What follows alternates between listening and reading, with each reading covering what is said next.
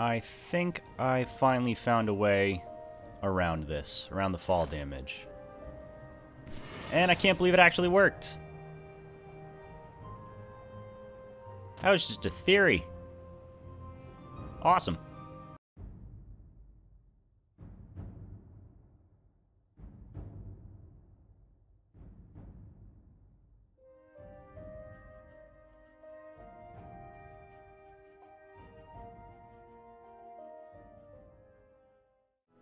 What's up, guys? My name is Patrick, and welcome back to another Let's Play of Morrowind.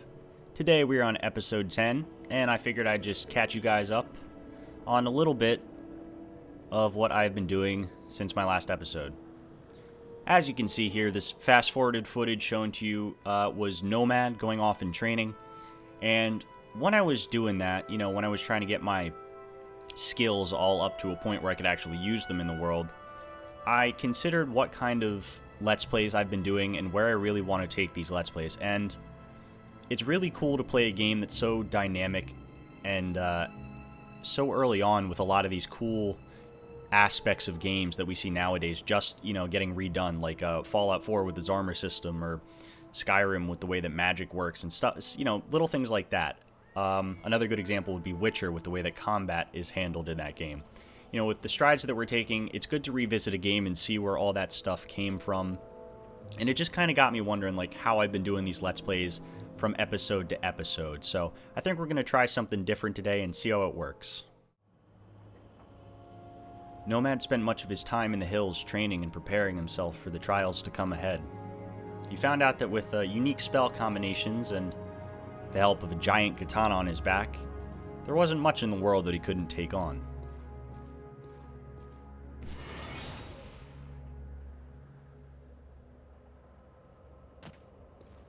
He finds that the slow-falling amulet that he got from Fenrir was more than a little useful.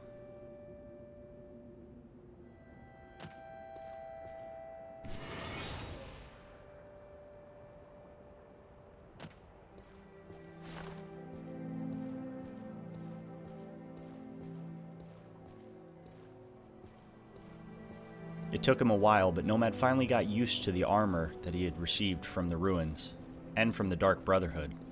The katana on his back had served him well, and he finally knew how to use it with some ease.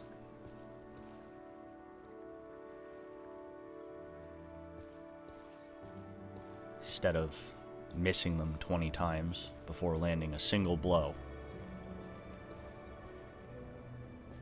Upon re-entering Balmora, Nomad remembers he has a skull in his backpack. One that a certain Sharn Gra Musgob of the Mages Guild was looking for.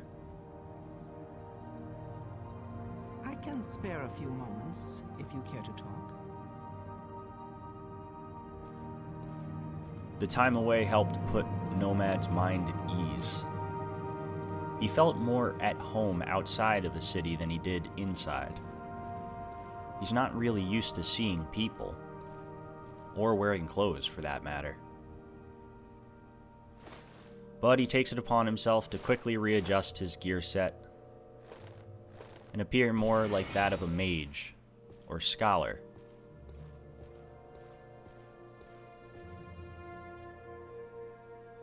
Again?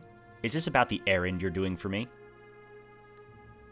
As a matter of fact, it is. Very good. I'll just take that skull from you. Perfect for what I have in mind. Thank you. Now, as I promised, I'll answer your questions on the Nerevarine cult. Go ahead. Skull of Lelvul Andrano has been removed from your inventory, and my journal has been updated. Okay. Tell me all you can about the Nerevarine cult. This Ashlander cult believes the long-dead hero Nerevar will be reborn to honor ancient promises to the tribes. According to legend, the prophesied Nerevarine will cast down the false gods of the Tribunal Temple, restore the traditional ancestor worship practiced by the Ashlanders, and drive all the Outlanders from Morrowind. Both Temple and Empire outlaw the cult, but it persists among the Ashlanders, who care little for Imperial or Temple law. Here, take this copy of my notes on the topic for Caius.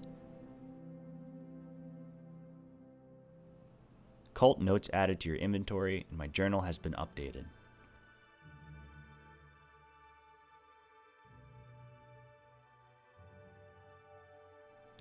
With a quick moment to think to himself, Nomad decides to browse the local shopkeepers for spells. In Morrowind, spells work differently than they do in Skyrim or Oblivion.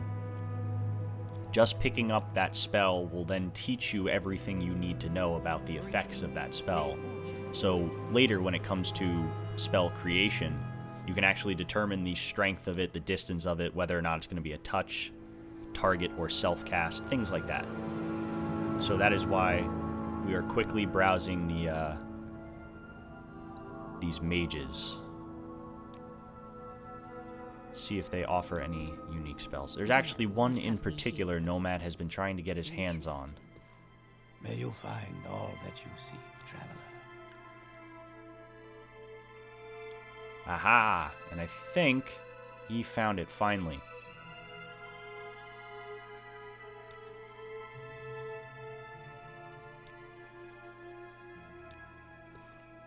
I've actually always personally wanted to see what the levitate spell is like in Morrowind, because they don't have this in the other versions of the game, I don't think. They might have one in Oblivion, but I'm not really familiar. 1, 2, 3, 4, 5, 6, 7, 8, 9. Alright. Set to hotkey number 9. Yeah, and the chance to cast this.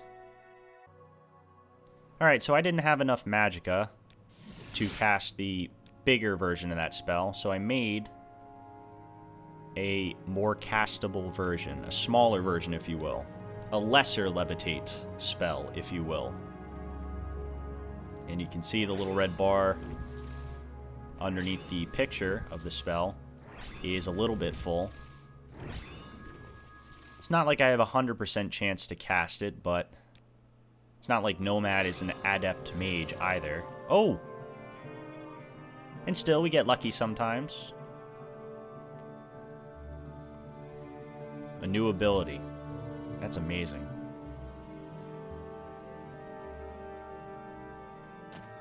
Nomad feels a slight rush of excitement at the success of his spell. He didn't ever honestly believe that it was going to work, and the fact that it does just titillated him to the core.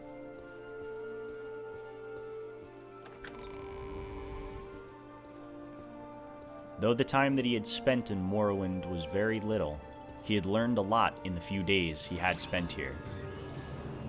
2 successful casts in a row, he thought to himself. Isn't that peculiar?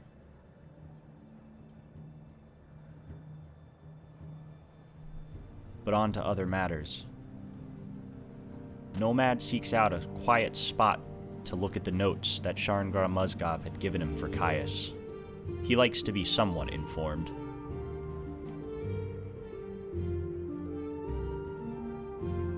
He decides to give the notes a quick read.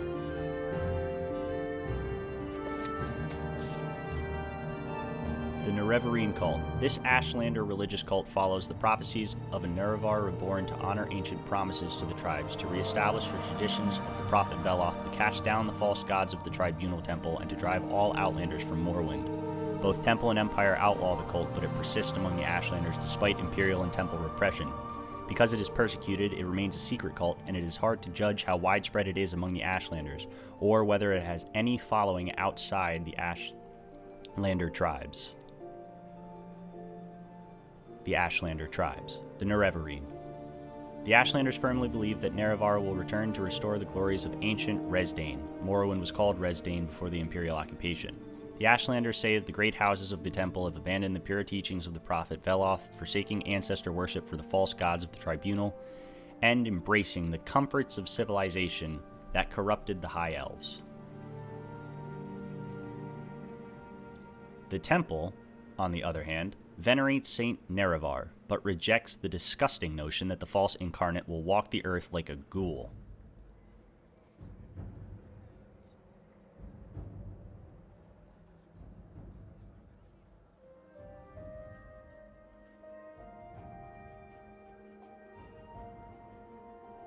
Nerevar. The temple honors Saint Nerevar as the greatest Dunmer general, first counselor, and companion of Vivek, Almalexia, and Sotha Sil, who united the Dunmer houses to destroy the evil Dwemer, the treacherous House Dagoth, and their western allies at Red Mountain. But the Ashlanders say Nerevar promised to honor the ancient spirits and the tribunal law, and that he will come again to honor that promise. To the Ashlanders, this means destroying the false temple and driving the Imperial invaders from the land.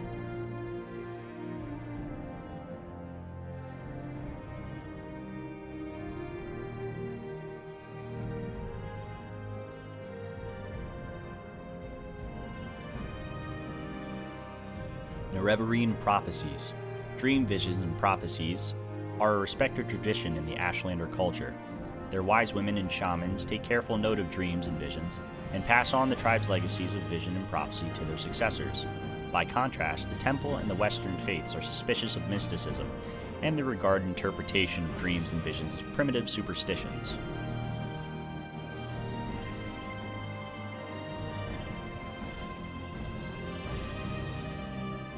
The most common version of the Nerevarine prophecy is the Stranger. The verses are obscure, as are most prophecies, but two observations are in order. First, many less well-informed scholars assume that the phrase, journeyed far neath moon and star, is just a cliché to suggest a very long journey.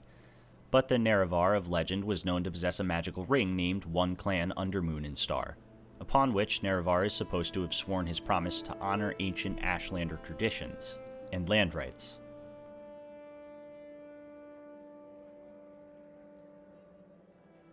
Second, the reference to 7 curses must certainly refer to the lost prophetic verses known to the Ashlanders as the 7 curses. The Stranger. When earth is sundered and skies choked black, and sleepers serve the 7 curses, to the hearth there comes a stranger, journeyed far neath moon and star. Though stark-born to sire uncertain, his aspect marks his certain fate. Wicked stalk him, righteous curse him. Prophets speak, but all deny. Many trials make manifest the stranger's fate, the curse's bane. Many touchstones try the stranger. Many fall, but one remains. That's the, many fall, but one remains. That is the line at the beginning of the game. That's cool. Lost prophecies. Ashlander elders complain of prophecies which have been lost to tribunal memory due to the carelessness or ineptitude of earlier generations of wise women and ashkans.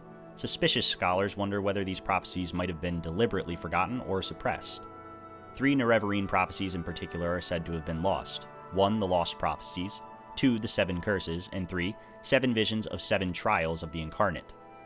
Perhaps these lost prophecies will someday be found, either in forgotten accounts written by literate travelers, or in the memories of isolated Ashlanders, or in the secret traditions of the wise women and shamans. Upon further review, Nomad pauses for a second. It's good that he read this. One thing that traveling all over the world has taught Nomad is that being informed is your greatest weapon. Knowledge is truly power. And so, he gets at practicing his alteration magic, which brings him till a bleak morning.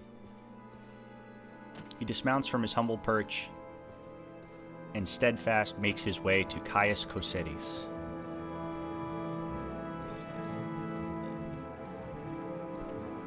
Now, I'm going to take this quick second to break character for a second. I am going to be trying this whole storytelling angle from me being the narrator, kind of narrating the deeds of Nomad, and we're just going to see how that works out for these last couple Let's Plays.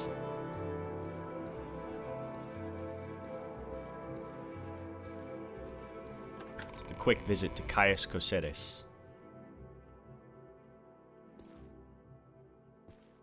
Hello there. How are you?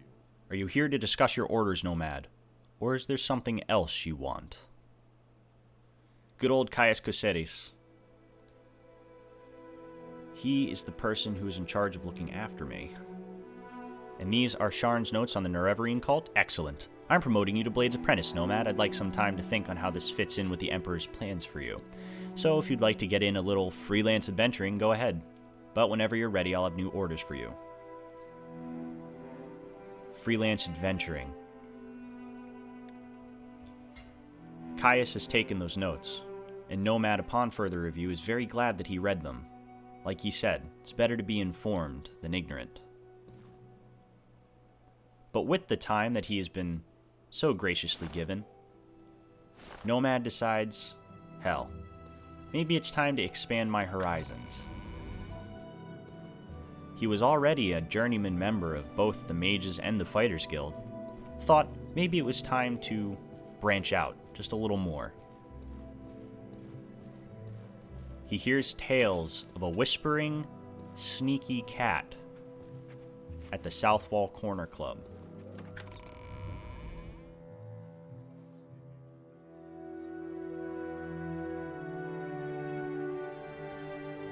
This cat, per se, knows a few things that everyone else knows she shouldn't. Sugar Lips Habisi. Good hunting. Are you looking for me? You want to join the Thieves Guild? Oh, that's pretty secretive. Am I already a member? Advancement. No, you can do that unless you want to join. Alright, I thought I was already a member. I didn't think the advancement option would be there. You look like you have some skill. You want to join? Or maybe you want to know what you're all about.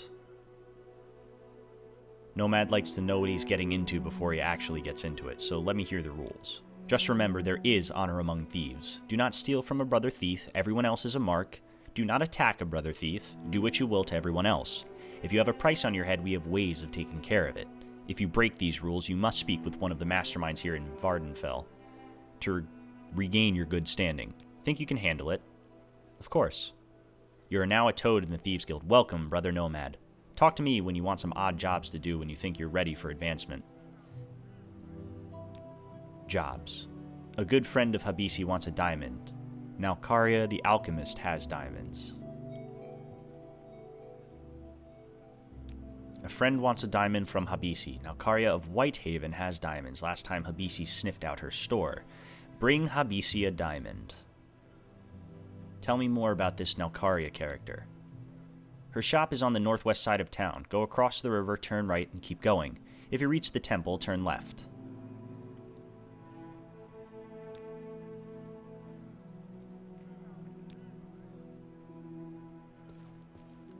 With a name like Sugar Lips Habisi, Nomad can only help but wonder how she earned that name.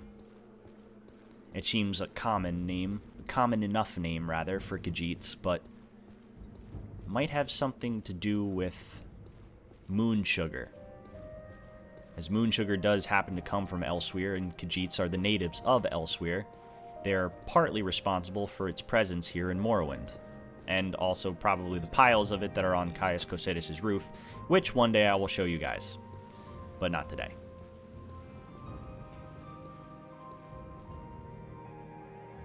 One thing being a wanderer of the worlds has really not taught Nomad is really how to be a successful thief. I mean, in passing, sure, he's stolen a sweet roll or a fruit or vegetable off of a stand every now and then, but he's never actually seen any purpose to breaking into people's houses. Or rather, he's never had a need to, up until now.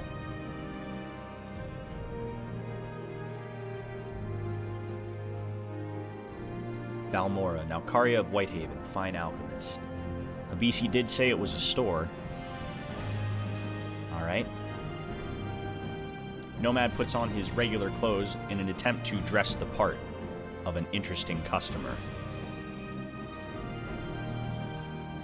He takes a quick look around, quickly finds where the guard is, and discerns whether or not it's within her line of sight. You have my attention. That's good. Wouldn't want it wandering anywhere. Nomad quickly attempts quick admiration and intimidation, both of which seem to fail. So he figures offering a couple pieces of gold is just as easy as any. We got her disposition back to a somewhat agreeable point. Now, the only reason that Nomad is actually even bartering with her is because he wants her to trust him. So what we're going to do here is we're going to have Nomad sell something that she actually does buy, not a ring. She buys potions, apparently. So Nomad's going to part with a couple of potions, and we're going to do it at a very reasonable and reduced price. That way we can... Wow, can't even... Alright, we sold her a bunch of stuff because we wanted her to trust us a little bit more. Now, I thought that wasting 30 gold, some people might say that wasting that gold right there is just a waste, but if you think about it, 1 diamond is worth a lot more than 30 gold, so... Nomad gets into sneaking position and makes sure that the guard downstairs can't see. He is a bit worried, so he kind of hides behind the post. Searching through her chests, he doesn't really find that much valuable. A few drakes here and there, a couple of rings, an amulet or two, but nothing out of the ordinary, nothing worth taking, and certainly no diamonds. He looks around the room more and wonders where she might keep them. Just then, he notices a small chest on her dresser. Lock level 20, huh? Well, it's a pretty beginner level lock, so I'm not going to waste a spell on it.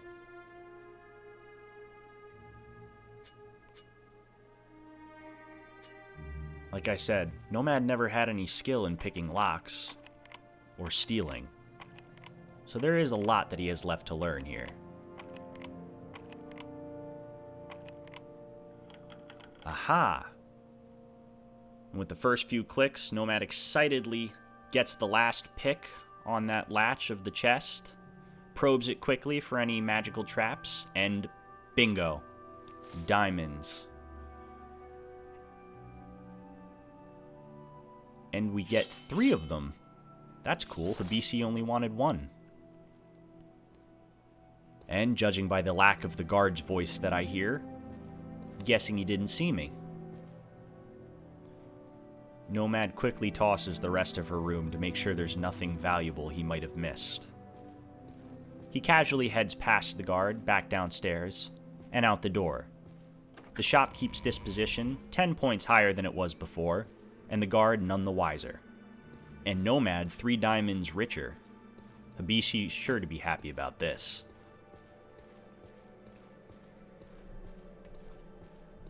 Nomad's heart is still pounding. His first big score, he thought to himself. The first time he's ever actually broken into something and stolen from someone else, for someone else. The rush that it gave him, the rush that it's still giving him, he considers it highly worth it. Good thing I spent that time in the wilderness, he thinks to himself, as he floats gently across the river. The combined effect of both of his spells paying off for some unique display of magic prowess.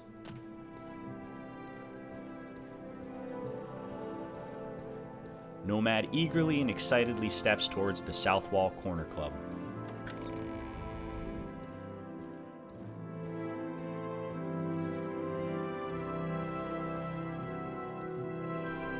Have you found a diamond for Habisi? Yes. Here it is.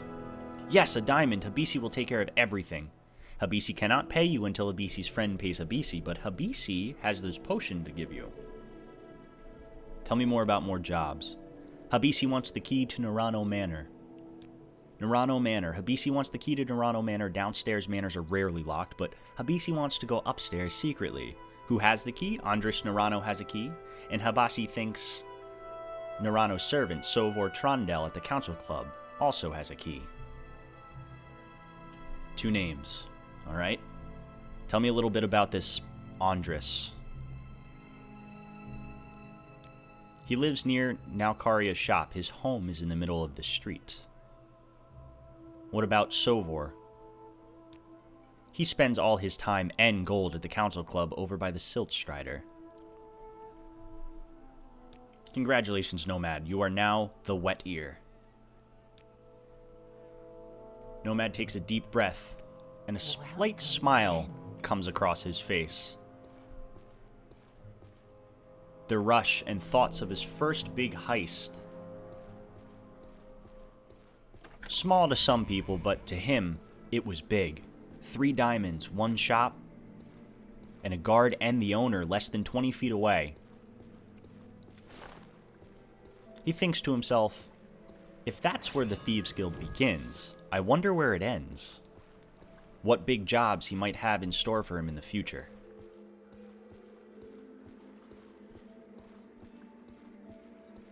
Is there something?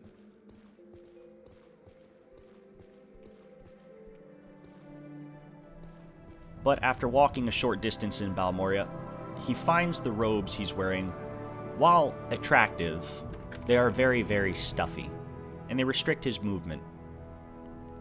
So he decides to head to his bunkhouse. Given the choice of the 2 guilds, Nomad finds himself a little bit more at home in the Fighters Guild.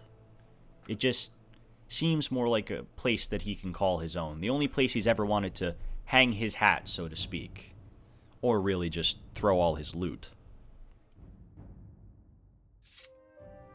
Upon review of his inventory, Nomad quickly decides to leave some of the other loot that he doesn't need.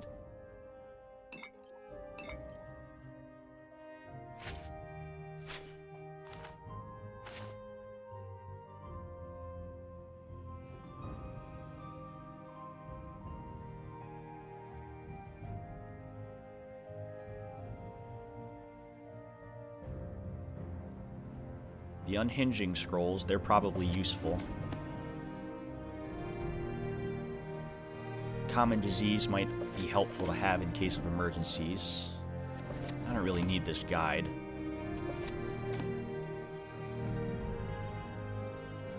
Probably need those keys on me just in case I ever go back in the dungeons.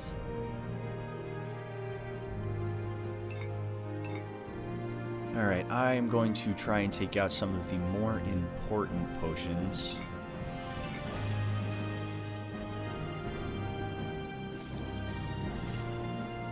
And that is cool.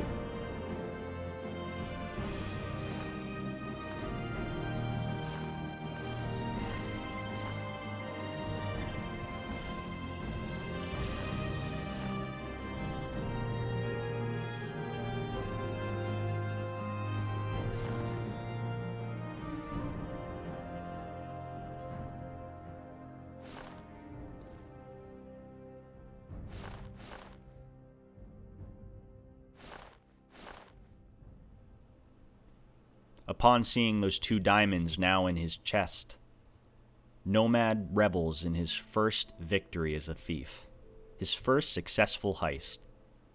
He only wonders what more the Thieves Guild has to offer.